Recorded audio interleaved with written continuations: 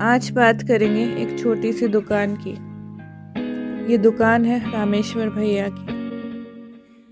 ये दुकान वैसी है जैसे कि एक पान वाले की होती है, बिल्कुल छोटी सी, जहाँ वो बैठता है, पान लगाता है, सुबह से शाम तक सिगरेट बीड़ी तंबाकू बेचता है और फिर अपने घर चला जाता है। इस काम में वो दिन भर में कितने पैसे कमाता होगा? ज़्यादा से ज़्यादा 50 रुपये और ज़्यादा तो 100 रुपये। और इसी तरह ज़िंदगी चलती जाती है। रामेश्वर भैया पान नहीं लगाते, तंबाकू बीड़ी सिगरेट टॉफ़ियाँ यही सब बेचते हैं। उनकी दुकान हमारे ऑफिस के नीचे है, तो हम उन्हें सफाई के लिए बुला लेते हैं। वो कहते हैं, मैडम कोई काम छोटा बड़ा नहीं होता, मुझे बुला लिया कीजिए। और वो दुकान खोलने से पहले हमारे ऑफिस की सफाई कर देते हैं, जिसके उन्हें हम पैसे दे देते हैं। ये पैसे उनको कोई भी स्टाफ दे आता है, कभी जाना ही नहीं हुआ उनकी दुकान पे। 2 दिन पहले कोई स्टाफ नहीं आया था, तो मुझे उनकी दुकान पे जाना पड़ा उनके पैसे देने के लिए। 200 रुपये का नोट मेरे हाथ में था। उन्होंने मुझे शायद दूर से ही देख लिया था और वो समझ गए थे कि मैडम आज पैसे देने आई हैं मेरे। उन्होंने एक डब्बा खोला, उसमें से टॉफ़ियाँ निकाली जो उनके पास सबसे अच्छी थी। मैडम इमली वाली है, खाकर देखिए। रामेश्वर भैया, मैं एक ही खा सकती हूँ या मैं एक ही लूँगी? मैंने ऐसा कहा। उन्होंने कहा, मैडम अच्छी हैं, आप ले लो। और उन्होंने मुट्ठी भर के टॉफ़ियाँ मुझे दे दी। उन्हें भी मालूम है, अगर वो मुझसे कहते कि मैडम डिब्बे से ले लीजिए, मैं सिर्फ एक टॉफ़ी लेती। उन्होंने मुट्ठी भर के टॉफ़ियाँ मुझे दे दी। इसके पैसे?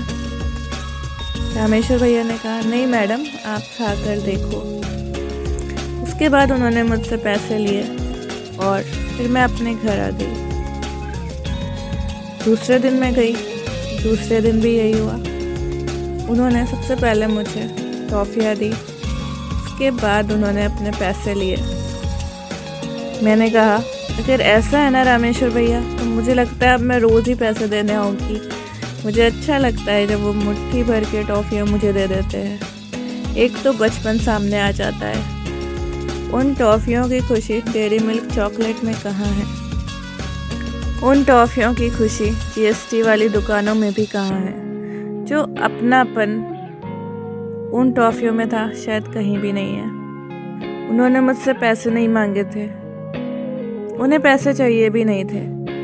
उन्होंने जैसे मुट्ठी भर खुशियाँ समेट कर मेरे हाथों में रख दी हो, इतने प्यार से, इतने अपनेपन से। यकीन मानिए, मुश्किल है ऐसे लोगों का मिल पाना। हम ऊंचे ओहदों पर बढ़ते चले जाते हैं और प्यार, अपनापन, सद्भाव ये सब भूलते चले जाते हैं। हमें हर चीज़ के पैसे चाहिए होते हैं।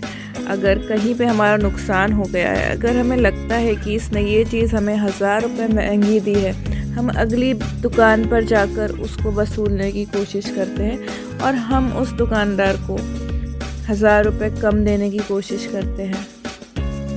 यही है हमारी असलियत, कि हम जितना आगे बढ़ते जा रहे हैं, हमारे अंदर वो प्यार, वो अपनापन ख़त्म होता जा रहा है। एक गरीब का दिल जितना बड़ा है, उतना बड़ा हमारा दिल हो ही नहीं सकता। जिस वक्त तुम अपनी बड़ी बड़ी कारों में बैठे हुए ये सोच रहे हो कि इस भिखारी को कितने रुपए दिए जाएं,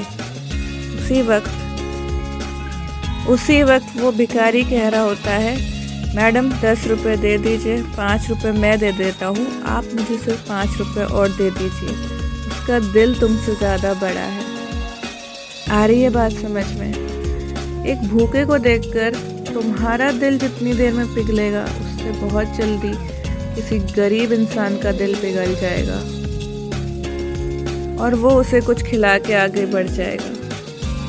तुम सोचोगे मैं पिज़्ज़ा दूँ, बर्गर दूँ कि पेस्ट्री दूँ, और वो 2 रोटी और थोड़े से चावल में भी खुश हो जाएगा।